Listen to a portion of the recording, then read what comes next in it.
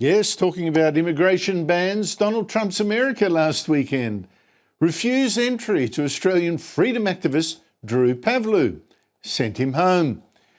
Now, this story starts with singer Billie Eilish getting all political at the Grammy Awards, as I showed you a couple of weeks ago. No one is illegal on stolen land.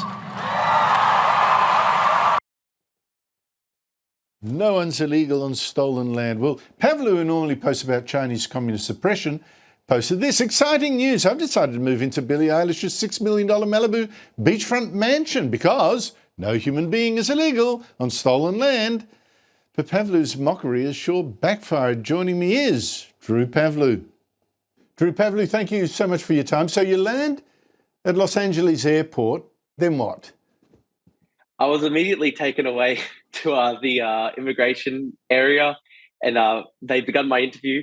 They wanted to know about my relationship with Billie Eilish and what I planned to do. I tried to say that I was just joking. I didn't actually mean to try to move into her house.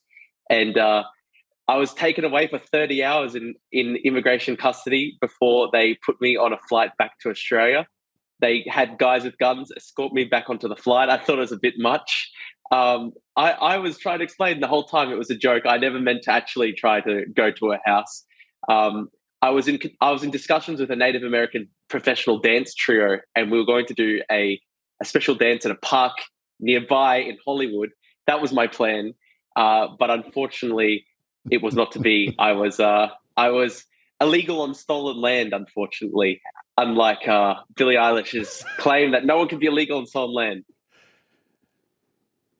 You proved her wrong, but Drew, how did they come to know that you were coming? What was it about you that made them think, hello, hello, hello? Look, I'm not sure exactly, mate, but I was told that they had access to my entire social media and knew everything I was planning to do. I think there's a strong likelihood that potentially Billie Eilish's lawyers contacted them. They had an entire dossier on me, and they were asking me to detail my entire history as an activist against the Chinese Communist Party. They were asking me to detail the time in 2022 when I got arrested in London because the Chinese government basically swatted me with like a fake threat in my name. And I was really shocked by that. They wanted to know my entire history as an activist against the Chinese government. They were saying they wanted me to confirm that I had never plotted to blow up Chinese facilities. I was completely shocked. I was like, what the hell are you guys talking about? They literally were asking me if I had plotted to assassinate Chinese officials. And I was like completely shocked. I literally had no idea what they were talking about because obviously I've only ever been a peaceful activist. Drew, in fact, for me, the most disturbing thing about all this is that false allegation the Chinese made about you in London, accusing you of making a bomb threat and everything else, that is still on the files. It's a way of them making your travel in other countries like America more difficult. Exactly. It's so unfair. As you would know, Andrew, back in 2022, I was basically targeted with a malicious fake threat by the Chinese government. The Chinese ambassador in Australia literally gloated about it on television at the time, basically laughing that I'd been arrested. I've been targeted for many years because of my activism against the Chinese government. The Australian Federal Police literally called me in 2023 to reveal that they had basically raided people in Australia who were potentially working for China to find my address and violently harm me. That was actually confirmed by the Australian Federal Police Chief, Chrissy Barrett.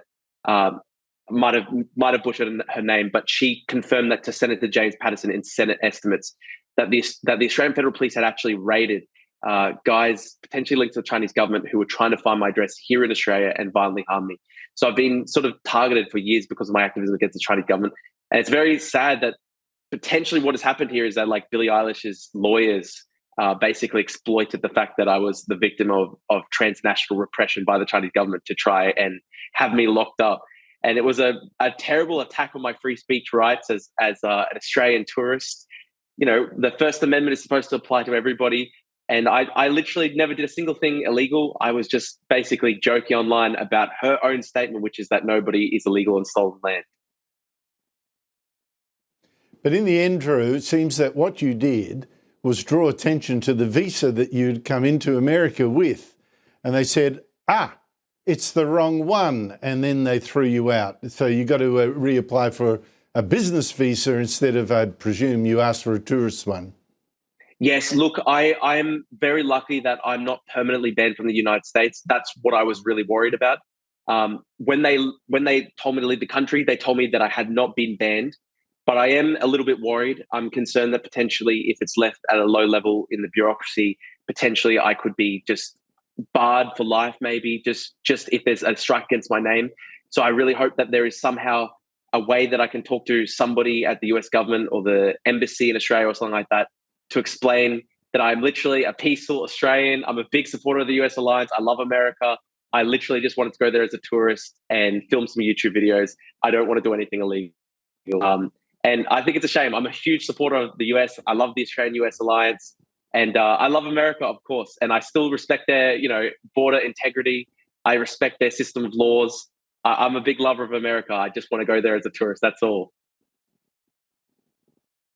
Well, Billie Eilish has been spared the nuisance of you holding a dance with tribal elders down the street from her, so she can rest easily now. Drew Pavlou, thank you so much for your time.